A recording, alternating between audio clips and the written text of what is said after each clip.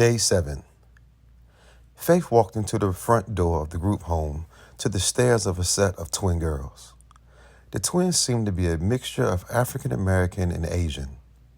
Their eyes were narrow, they owned smooth brown skin and silky fine hair that was tangled all over their heads. They looked like they were about 10 years old. They were dressed alike, but the clothes seemed to be way too big for their small frames. Faith smiled at them and then looked at her friend as he said, "You got it from here? I'll be back later." Faith smiled and said, "Okay, see you later." Both girls asked Faith at the same time, "Who are you talking to?"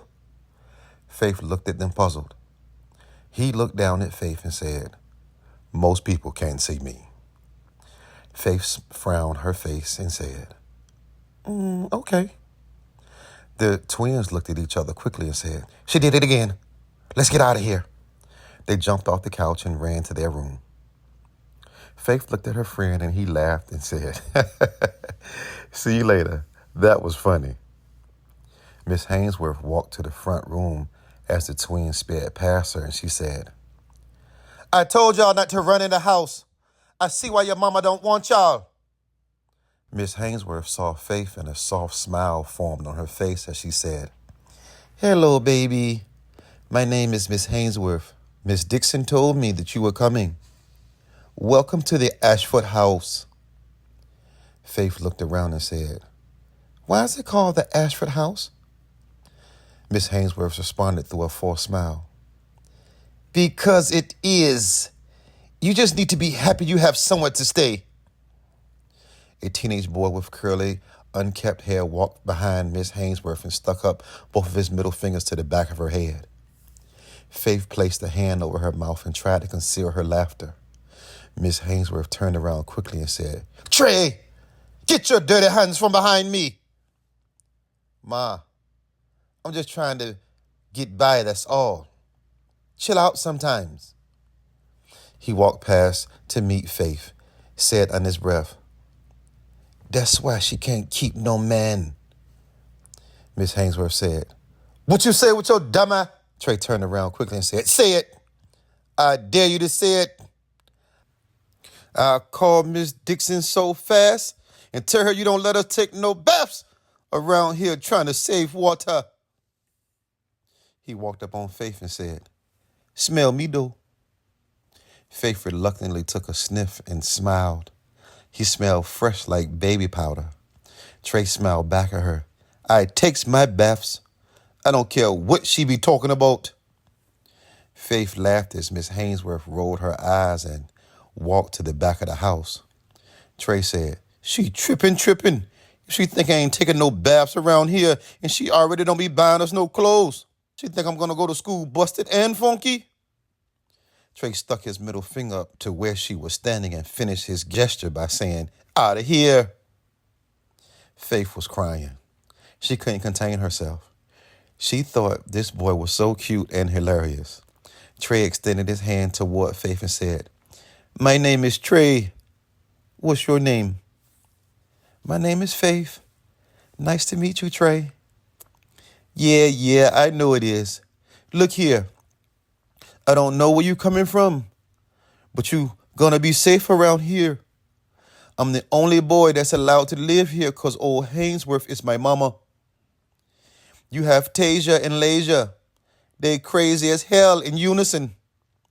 There is Mary, a little white girl that thinks she knows every damn thing. And then there's Cornelius." Faith looked puzzled and said, "I thought you said that you were the only boy that lived here." "Oh, excuse me. The only one born a boy. Corin is going through the change." Trey used his fingers to make air quotes. Trey looked around like someone was coming from behind him and whispered, "I know God don't make mistakes, but she's so damn ugly. Ain't no way she's supposed to have been a girl in the first place, so I support her change." He did the air quote thing again with his fingers, and Faith laughed with water in her eyes because he looked so serious. As if he knew what she was thinking, Trey said, I'm serious. You'll see. She ugly as hell, and I don't be going around calling people ugly because my mama ugly, and somebody got with her and made me. I guess he was too embarrassed once it was over when the lights came on to stick around because I've never seen him. When I asked her, she started talking crazy like she Mary from the Bible. Like, I don't know what it takes to get a person pregnant. I just be like, okay, ma, you don't know him. I get it. You don't say that to her, do you? Faith couldn't imagine him saying that to his mother. I have to say something when she be telling me that Jesus my daddy. Trey looked around and said, I know Jesus wouldn't hit it either because she practices what she preaches. Faith said, what that mean? She don't take baths either. Faith's body went numb and they fell to the floor laughing. Tears filled her eyes. She couldn't breathe. She was lightheaded. Trey fell on the couch laughing at how hard Faith was laughing. Trey stood up, wiped his face and said, let me show you to your room. Another place. Paul handed a tiny little polo onesie to one of the nurses and said, can you put this on my son, please, and then wrap him up real tight like a little taco in this blanket like y'all do? The nurse smiled and walked away with the cute little onesie and stopped when Paul said, oh, and put this little cap on his head too, please. Yes, sir. I'll be right back with him. Paul smiled when he looked at how tightly the nurse had swaddled his son in a polo blanket he found at the Nordstrom's downtown. He looked at the nurse and said, you did an awesome job. Thank you.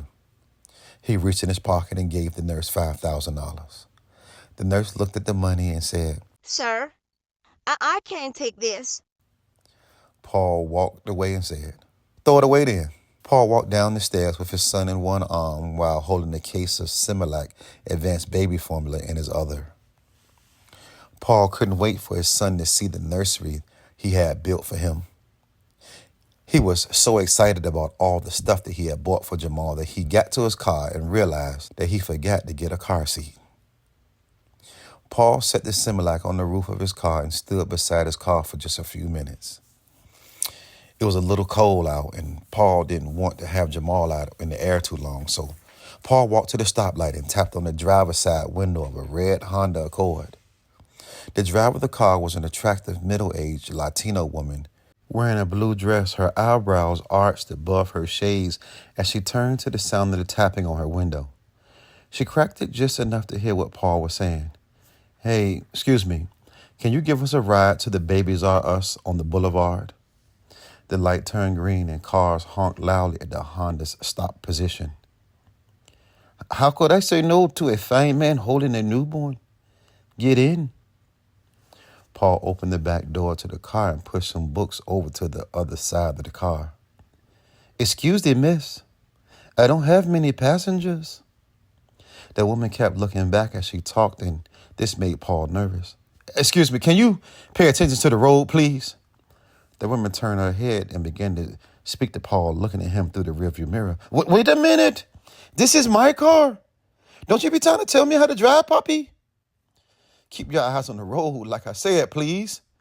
Don't you see my son here? Oh, no. Let me let you out right up here. I'm about to be late for work anyway. I can't afford for my pay to be docked. I can't believe how ungrateful you are, puppy. Lady, if you're going to pull over, pull over. Just stop swerving back and forth. Who you talking to, Poppy? Just then a siren blared from behind the car. Paul exhaled and shook his head. The woman looked in the rearview mirror and slowly reached for her seatbelt and buckled it up as she said, messing with you, my insurance is about to be sky high.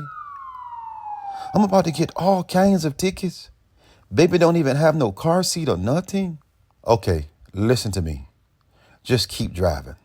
The store is only 2 miles away. Hell no. I'm not about to make this situation worse than it has to be, puppy. You act like you don't know how the 12 treat brown people. Just keep going. The woman thought the man with the baby was crazy, so for that reason, she listened to him. She would tell the police that she feared for her life and that she was only following orders. There were 4 police cars around her car by the time that she got to the baby's department store. Just stop right there so I can go into the store. But this isn't a parking space, Poppy. Police were now surrounding the car with guns drawn. The woman put the car in park and put her hands on the steering wheel as she heard an officer yell, "Shut the car off and throw the keys out of the window." Paul said, "Don't you do that, dumbass." Paul opened the door and said before he got out of the car, "Stay right here. I need you to take me back to my car." The woman couldn't believe what was happening and mumbled some things in Spanish.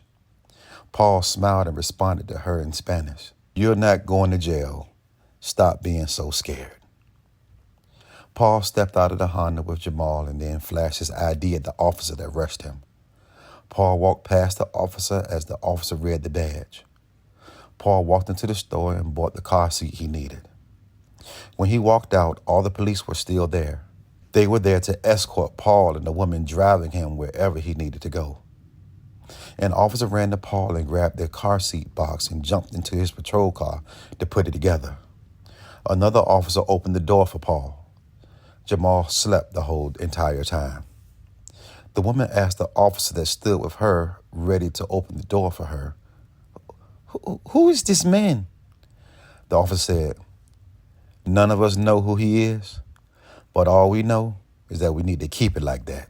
Paul sat in the car and said, "Thank you for doing this for me. Here's some money for your trouble.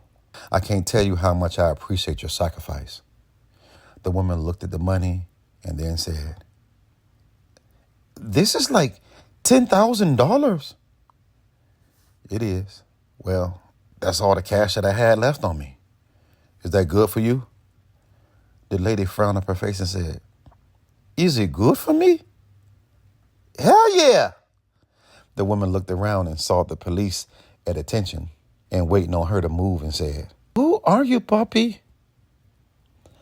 Paul was looking down at Jamal with a huge smile on his face, and he couldn't believe that he had a son.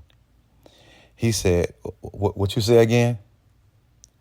"I asked, who are you?" "Oh, my name is Paul." "Okay, that's your name, but who are you? What are you?" Paul smiled brightly and said, "I'm a daddy."